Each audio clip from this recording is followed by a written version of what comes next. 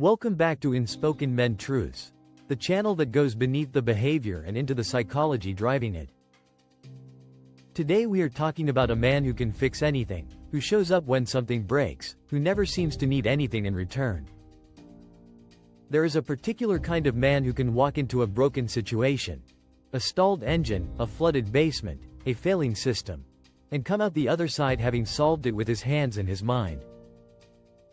The world sees capability. What the world misses is the origin story. For a large number of these men, the praise they received as children was not for how they felt, it was for what they did. Developmental psychology research, including foundational work by Carol Dweck at Stanford, confirms that children who are consistently rewarded for performance and task completion rather than emotional expression learn to anchor their self-worth in usefulness. Over time, that rewiring goes deep. The internal equation becomes: solving problems equals value, and value equals safety. Vulnerability, by contrast, was never rewarded, and in some cases was met with dismissal or ridicule. So competence did not just become a skill. It became the entire identity.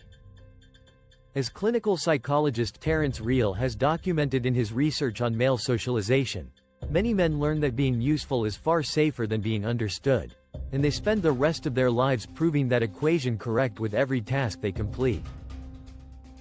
Ask one of these men why he prefers the garage or the workshop over a crowded room, and he will likely tell you he just likes working with his hands.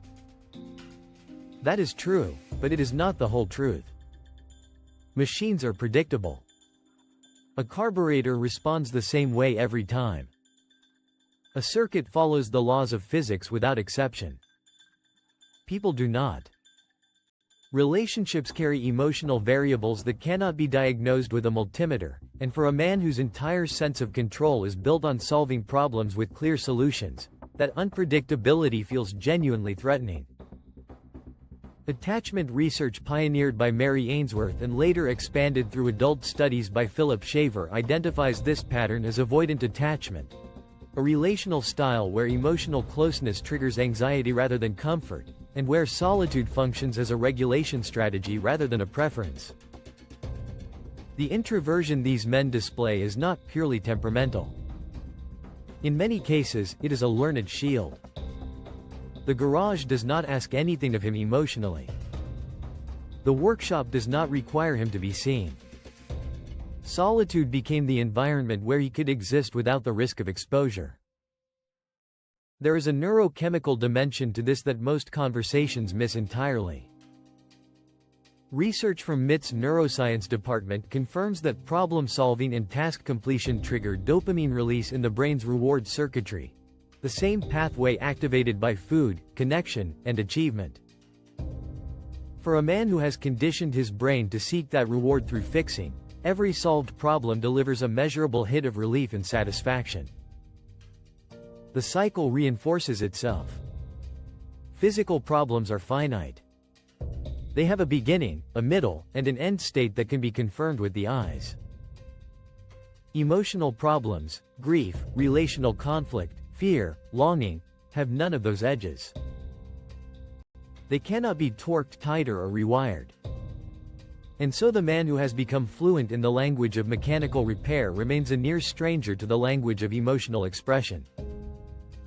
He can rebuild an engine from scratch but struggles to name what he is feeling in a moment of conflict. Fixing things, over time, becomes the mechanism through which he avoids being emotionally seen, by others, and by himself. Here's where the psychology becomes heavy. The man who fixes everything for everyone becomes, in the structure of his relationships, indispensable and invisible at the same time. Research on hyper-independence, a concept examined in depth by trauma therapist Pete Walker, describes how individuals who learned early that depending on others was unsafe develop a compulsive self-sufficiency that reads as strength but functions as isolation. The people around this man depend on him for everything. He depends on no one. Asking for help registers in his nervous system as failure, a direct threat to the competence-based identity he has spent decades constructing. Relationships erode not through conflict but through distance. Partners feel the absence of emotional access. Friends get the version of him that arrives with a toolbox but never stays for a real conversation. And the man himself, behind the reputation of being the one everyone calls, is often profoundly alone in the ways that matter most. Capability is not the problem. The ability to fix, build, and solve is a genuine strength, one worth keeping. The problem is when competence becomes the wall that keeps connection out. A man who can rewire a house but cannot sit with his own discomfort is not operating at full capacity. He is operating at half of it. The growth is not in abandoning the skill. It is in expanding the definition of what it means to show up. Psychologist Brené Brown's research on vulnerability and connection makes one thing clear. The men who reported the highest levels of relationship satisfaction were not the ones who needed the least. They were the ones who had learned to need out loud. Fixing things is a gift. Using fixing things to hide from people is a loss, and it is one that compounds in silence over years. Subscribe to Unspoken Men Truths and bring someone along with you.